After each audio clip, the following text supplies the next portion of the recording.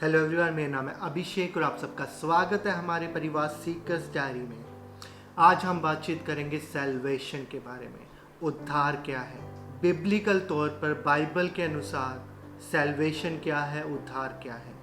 Bible के अनुसार उद्धार है हमारा बचाया जाना उन पापों के दंड से जो हम करते हैं। वो है उद्धार, जो कि हमारा अनंत का और आत्मिक उद्धार है।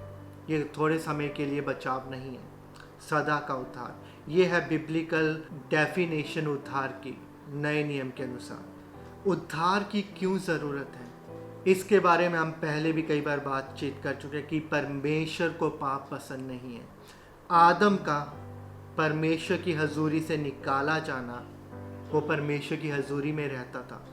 आदम और हवा परमेश्वर की हजूरी में परमेश्वर के साथ समय बिताते थे। आदम और हवा का परमेश्वर की हजूरी से निकाला जाना, अदन के बाग से निकाले जाने का जो एक कारण था, वो था पाप। उन्होंने पाप किया, तो पाप परमेश्वर को पसंद नहीं है। परमेश्वर प्यार करने वाला परमेश्वर, पर वो न्याय करने वाला धर्मी परमेश्वर भी, वो पवित्र परमेश्वर भी है। हम परमेश्वर की हजूरी में स्वर्ग में नहीं जा सकते जब तक हम अपने पापों से निजात नहीं पा लेते।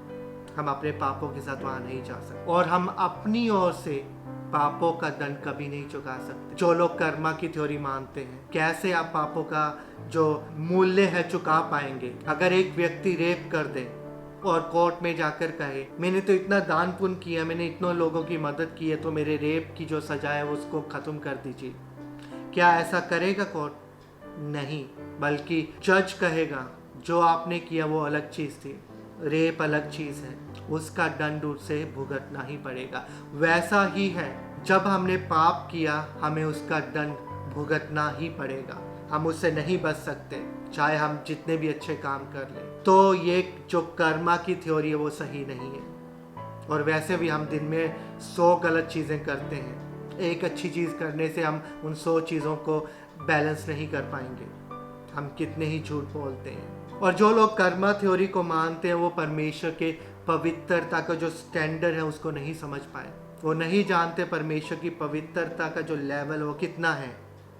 परमेश्वर पवित्र परमेश्वर है। बाइबल बताती है कि हमने अगर किसी लड़की की ओर गलत नज़र से देख लिया, वो भी पाप है। वो ऐसा है जैसे हमने व्यभिचार कर लिया। तो परमेश्वर का स्टैंडर्ड मोरालिटी का, नैतिकता का, पवित्रता का बहुत ऊंचा है।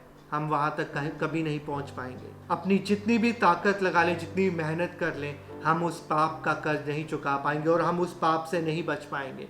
और बाइबल साफ तौर पर बताती है पाप की मजदूरी मृत्यु है। पाप का जो दंड है, उसकी जो आखिरी कीमत हमें चुकानी पड़ेगी, वो मृत्यु के द्वारा चुकानी पड़ेगी। और बाइबल उस मृत्यु की बात नहीं कर रही जो हम इस धरती पर झेलते हैं, जीने के बाद इस शरीर को छोड़ देना।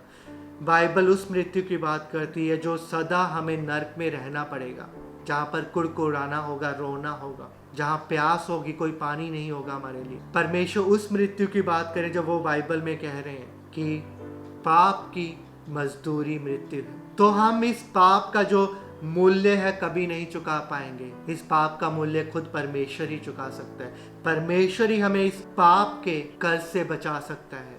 परमेश्वर ही हमारा उद्धार कर सकता है। कोई नहीं, कोई बाबा नहीं, कोई मूर्त नहीं, कोई अच्छे काम नहीं, सिर्फ परमेश्वर। परमेश्वर को खुद इन्वॉल्व होना पड़ेगा हमें इस पाप के सजा से बचाने के लिए। परमेश्वर के खुद के क्रोध से हमें बचाने के लिए। हम खुद नहीं बच पाएंगे। तो परमेश्वर ने उस उद्धार का रास्ता खोला प्रभु यीशु मसीह के द्वारा, मसीह यीशु के द्वारा। रोमियो अध्याय 5 उसका 8 से 10 आयत बताता है। वहां पर पौलुस बात कर रहे हैं। पौलुस कह रहे हैं परमेश्वर ने अपना प्रेम हम पर ऐसे प्रकट किया कि जब हम पापी ही थे, मसीह हमारे लिए मरा।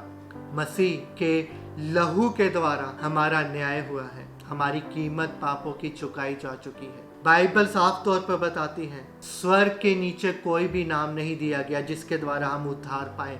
किसी बाबा का नाम नहीं, किसी गुरु का नाम नहीं, सिर्फ एक ही नाम दिया गया, वो है यीशु मसीह का नाम। हमारे उद्धार का रास्ता पिता परमेश्वर ने अपने पुत्र प्रभु यीशु मसीह के द्वारा खोला। जब हम पापी थे, मसीह ने हमारे पापों की सजा, परमेश्वर पिता का जो क्रोध था उस क्रूज पर अपने ऊपर ले लिया और हमारे पापों की सज़ा को हमारे जीवन से दूर कर दिया। और प्रभु यीशु मसीह तीसरे दिन जी उठे तो उन्होंने साबित कर दिया कि उन्होंने जो कहा वो उन्होंने पूरा किया।